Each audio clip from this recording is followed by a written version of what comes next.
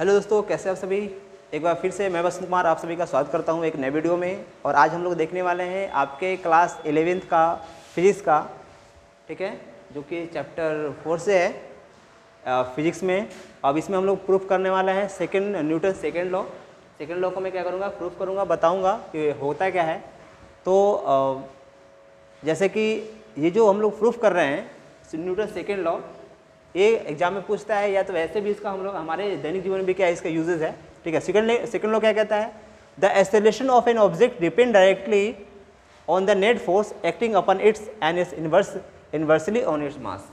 यानी कि कह रहा है कि जो एक्सेलरेशन माने जो किसी भी वस्तु का जो संवेग में परिवर्तन होता है ना, किसी भी ऑब्जेक्ट के संवेग मतलब मोमेंटम में चेंज इन मोमेंटम, जब क्या होगा, चेंज इन मोमेंटम माने संवेग में परिवर्तन होगा, और उस पर जो नेट फोर्स लगेगा, करा ना, नेट फोर्स एक्टिंग, जो भी उस पर नेट फोर्स वर्क करेगा उससे क्या होगा, इन्वर्सली होगा, ठीक है, मतलब समानुपाती होगा, ठीक है। तो इसको हम लोग क्या करेंगे, इसको हम लोग करेंगे प्रूफ। इसको देखेंगे कि आखिर ये न्यूटन सेकेंड लॉ के अकॉर्डिंग कैसे हम लोग इसको प्रूफ कर पाएंगे। तो हम लोग क्या करेंगे, सबसे पहले हम लोग क्या करेंगे, लेट करेंगे let the mass of any object, किसी ऑब्जेक्ट का हम लोग मास ले लेते हैं। जैसे मान लेते हैं किसी ऑब्जेक्ट का मास क्या है, m है, एंड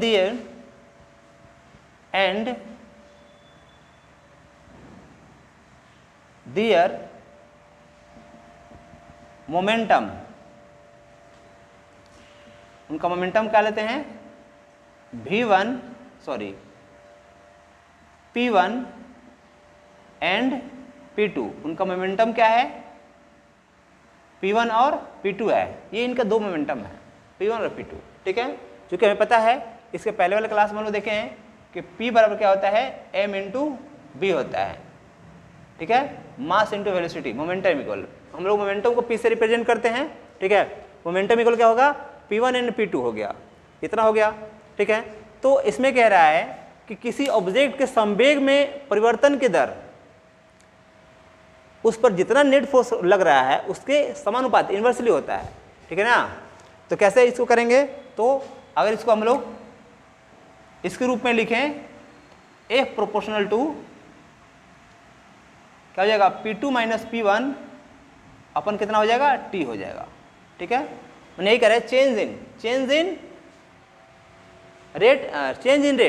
चेंज इन रेट करने का मतलब उसके मोमेंटम में जितना चेंजेस आ रहा है उसकी दर को हम लोग क्या कहते हैं, और उस पर जितना फोर्स लग रहा है। तो F प्रोपोर्शनल टू कितना हो जाएगा, P2 माइनस P1 अपन T हो जाएगा, ठीक है। और इसको हम लोग क्या करें, इसको प्रोपोर्शनलिटी से इसको बाहर करें, तो प्रोपोर्शनलिटी से बाहर आने के बाद कोई वैल्यू हम लोग एक नियतांक का मतलब कांस्टेंट का हम लोग क्या करेंगे, वैल्यू रख लेंगे, कांस्टेंट हमारा k है, ठीक है।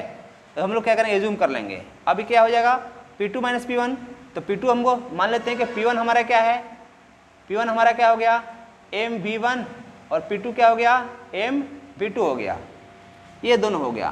तो P1 के जगह पे हम लोग क्या करेंगे, P1 के जगह पे mv1 ले लेंगे, और P2 के जगह पे mv2 ले लेंगे, अपन कितना हो जाएगा, T हो जाएगा।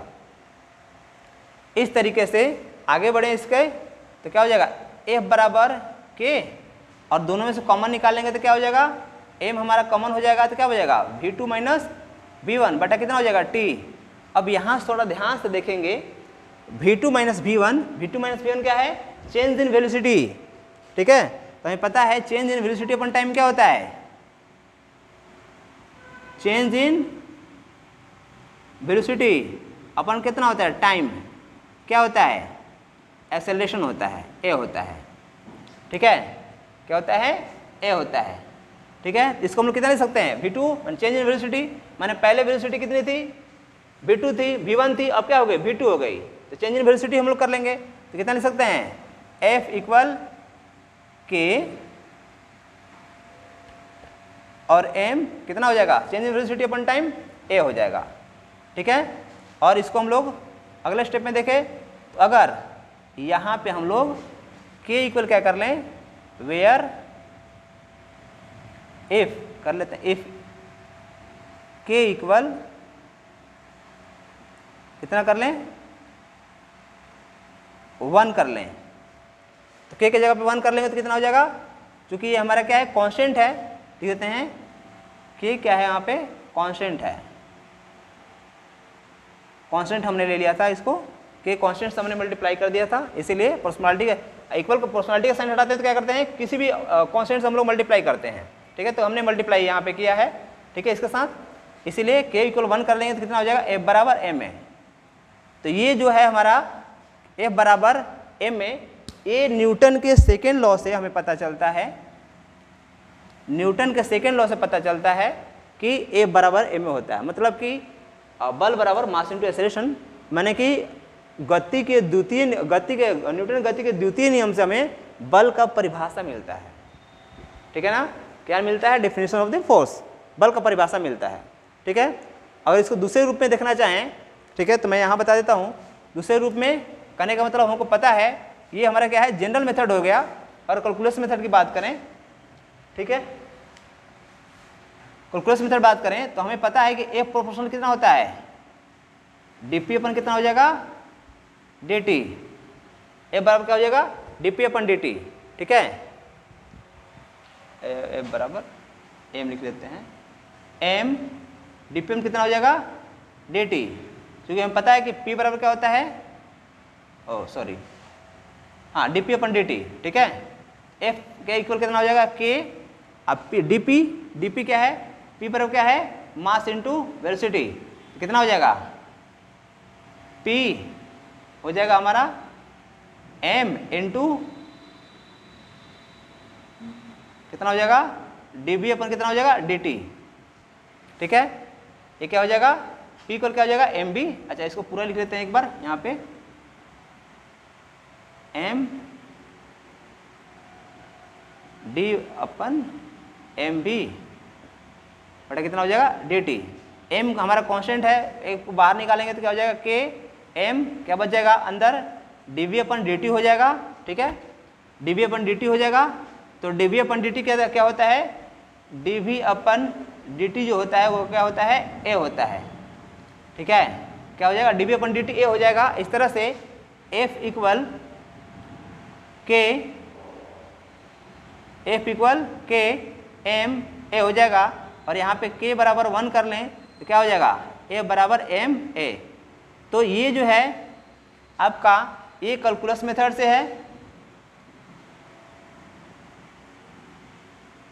कैलकुलस मेथड से है, और ये क्या है, ये जनरल मेथड से है। तो दोनों तरीके में से किसी भी तरीके से आपको प्रूफ करना है तो आप दोनों तरीके में से किसी को भी यूज़ कर सकते हैं। ठीक है, चाहे कैलकुलस मेथड तो बहुत आसान है, जनरल मेथड भी आसान है। ठीक है, तो न्यूटन के सेकेंड लॉ से हमने देखा कि हमें ये बल का परिभाषा मिलता है, डेफिनेशन ऑफ फोर्स का परिभाषा मिलता है। ठीक है, थोड़ा सा आगे बढ़ जाएं तो आगे थोड़ा समझ लेते हैं।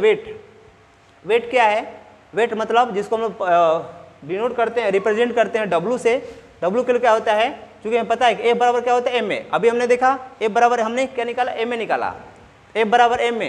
ठीक है, तो इफ A बराबर क्या हो, G हो, अगर हम लोग, अच्छा F बराबर ma, यहाँ पे A जो है ना, ये जनरल एक्सेलरेशन है, साधारण त्वरण है। ठीक है ना, ये क्या है, यहाँ पे साधारण त्वरण है, जनरल एक्सेलरेशन है, जनरल एक्सेलरेशन है। ठीक है, और जब जनरल एक्सेलरेशन क्या हो जाए, जनरल एक्सेलरेशन जब क्या हो जाए, ग्रेविटेशनल एक्सेलरेशन बन जाए, ग्रेविटेशनल एक्सेलरेशन बन जाए तो क्या हो जाता है, वही F क्या हो जाता है, अब W के रूप में वर्क करने लगता है। इसलिए W बराबर क्या हो जाएगा, m इंटू जी, ए के जगह पे क्या हो जाएगा, UG। ठीक है, और यही क्या कहलाता है, हमारा भार कहलाता है, W इक्वल m इंटू जी। ठीक है, तो भार समझ में आ गया होगा कि जब भार कब कहलाएगा, भार कब कहलाएगा, जब हमारा नॉर्मल एक्सेलरेशन की जगह पे हम लोग ग्रेविटेशनल एक्सेलरेशन यूज करने लगेंगे, उसको हम लोग तब हम उसको W कहेंगे, मतलब कि भार कहेंगे। ठीक है, अगला पॉइंट है क्या है, आवेग। आवेग को हम लोग रिप्रेजेंट करते हैं J से। J इक्वल क्या होता है, F इंटू डेल टी, मैंने स्मॉल अमाउंट ऑफ T। अच्छा हाँ, T small amount of T मैंने फोर्स, और स्मॉल अमाउंट ऑफ T में जब प्रोडक्ट होगा तो उसको हम लोग क्या कहेंगे, जे कहेंगे, ठीक है। और जे इक्वल, अगर एफ इक्वल निकालना था तो जे अपन डी टी हो जाएगा। तो एक बात ध्यान रखेंगे आप लोग कि जब टी इंक्रीज होगा एफ घटेगा, जब एफ बढ़ेगा तो टी घटेगा, और जब एफ घटेगा तो टी बढ़ेगा, ठीक है। तो क्यों? क्योंकि ये इन्वर्स प्रोपोर्शनलिटी है, ठीक है, रिवर्स प्रोपोर्शनलिटी है, इसीलिए इन्वर्स प्रोपोर्शनलिटी है, ठीक है। अब आगे देख लेते हैं, जैसे इसका एग्जाम्पल देख लेते हैं। इसका एग्जाम्पल क्या हो सकता है? इसका एग्जाम्पल जैसे कि कोई क्रिकेट में आप लोग देखे होंगे, कोई बच्चा क्या करता है, बॉल क्या करता है, रोकता है। बॉल रोकता है तो क्या करता है, वो बॉल रोकता है तो जैसे बॉल गिरा तो ऐसे ही उसको नहीं रोक लेता है, क्या करता है, वो अपने हाथ को पीछे की ओर क्या करता है, मूव करता है। इसे मूव करने का रीज़न क्या है?